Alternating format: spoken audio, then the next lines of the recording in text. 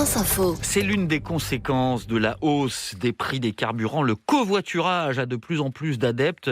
En Île-de-France notamment, beaucoup de sites internet proposent de faire du covoiturage entre votre domicile et votre lieu de travail. Un exemple, l'application Caros qui a été créée en 2014. 400 000 utilisateurs, 300 000 sont franciliens.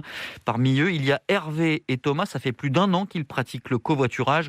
Kathleen Comte a fait un bout de trajet avec eux.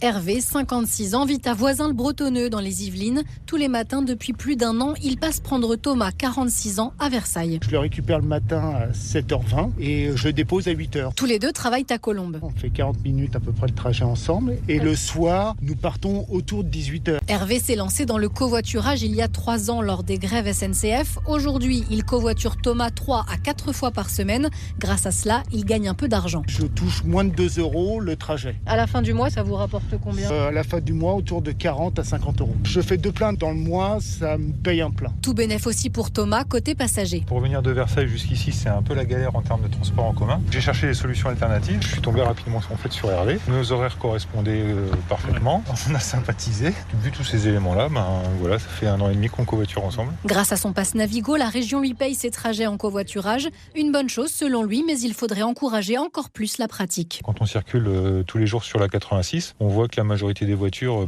c'est une personne dedans. Et je me dis que si le covoiturage était un peu généralisé, ça circulerait mieux. Il faut, je pense, changer de façon de se déplacer. Et le covoiturage en fait partie, quoi. Île-de-France Mobilité estime qu'il y a eu près de 100 000 trajets de covoiturage en septembre. Reportage de Kathleen Comte. Bonjour Valérie Masse. Bonjour.